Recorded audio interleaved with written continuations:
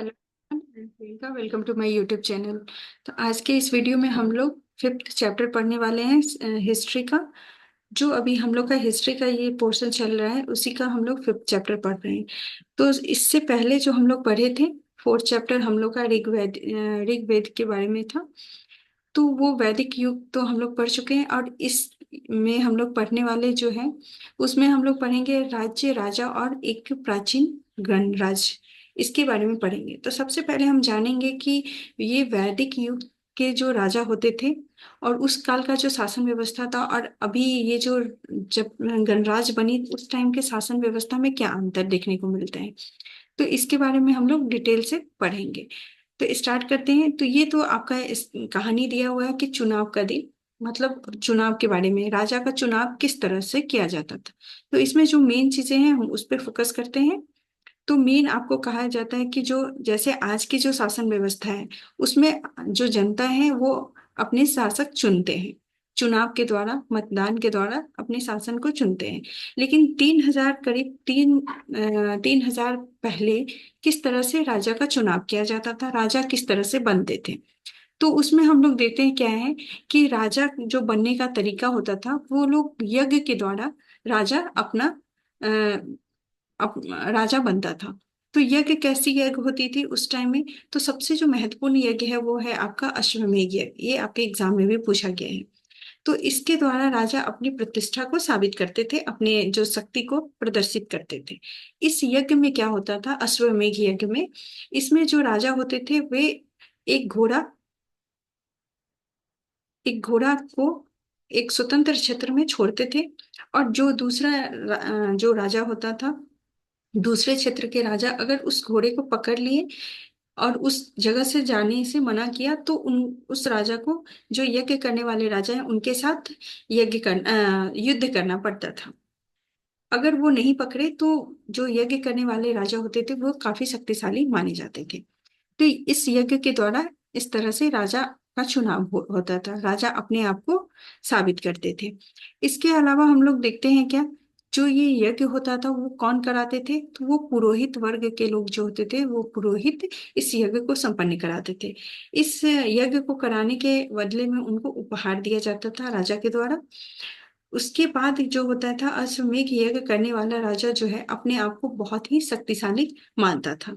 इन सभी आयोजनों का मुख्य स्थान होता था जहाँ पे राज्य सिंहासन बनाए जाते थे। उस राजा को उस राज्य सिंहासन पर बैठा के ये जो पुरोहित लोग होते थे उस पे मंत्र के साथ उनको उस क्षेत्र के राजा मानते थे। जो भी अनुष्ठान कराए जाते थे, जो सारथी उनके साथ युद्ध के मैदान में जाते थे वही उनके सहचर होते थे। वे उन उस राजा का गुणगान करते थे। उस राजा की जो भी विशेषताएं होती थी उनके गुणगान ये सारथी जो उनके साथ रहते थे वो करते थे। इसके बाद हम लोग देखते हैं क्या, कि यहाँ पे आते आते जो शूद्र, ये पुरोहित जो यज्ञ कराते थे उस यज्ञ में जो शूद्र वर्ग के लोग होते थे वे अनुष्ठान में शामिल नहीं हो सकते थे।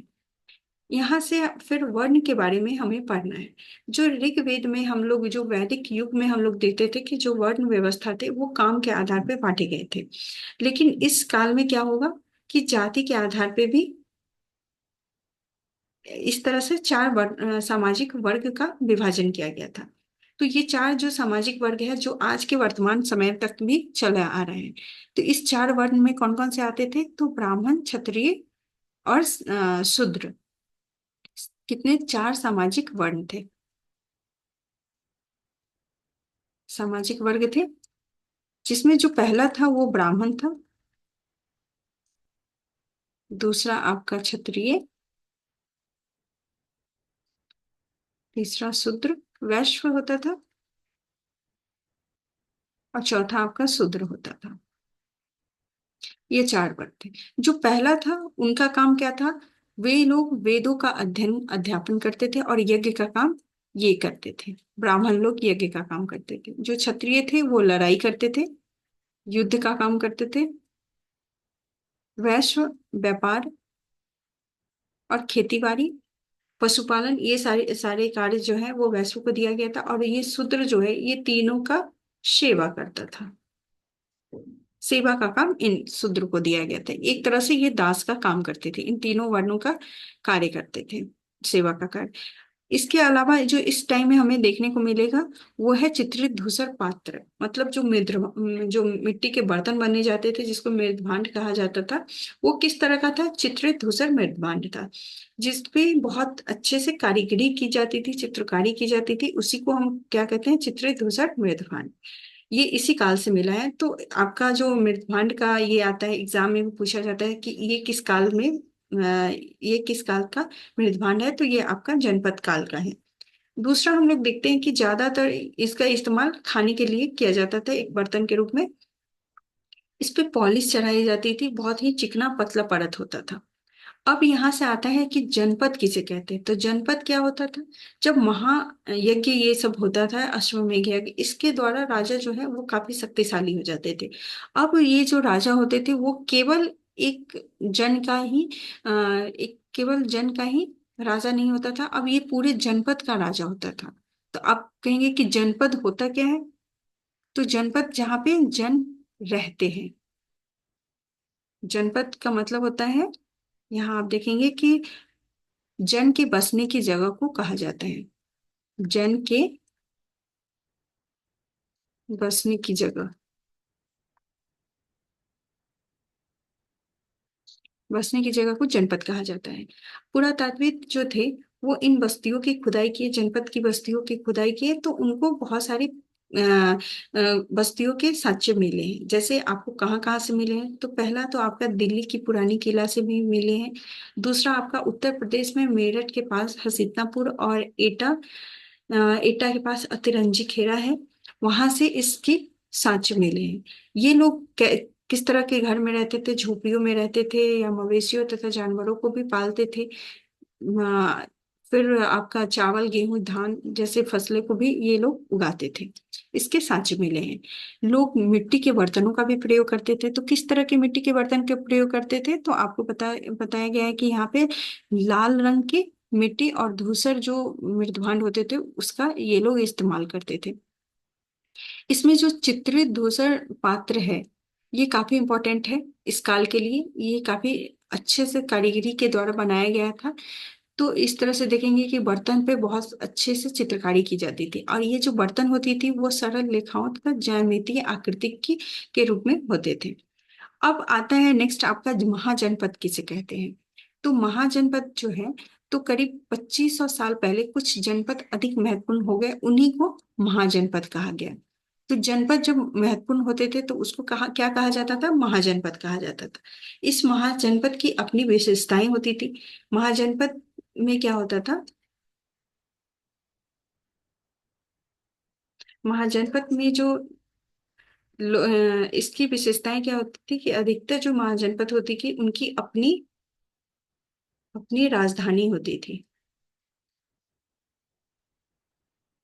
और ये राजधानी किलेबंद किलेबंदी की हुई होती थी।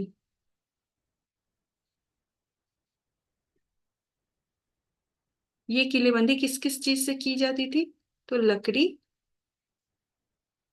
ईंटों का और पत्थरों का इस्तेमाल करके किया जाता था।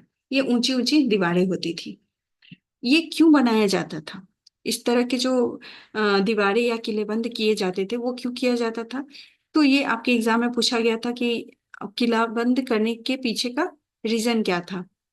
तो इसके ऑप्शन में आपका ये भी आता है कि राजा के आक्रमण, मतलब दूसरे राजा के आक्रमण से बचने के लिए ये लोग किलेबंदी करते थे, जो दूसरा राजा होता था।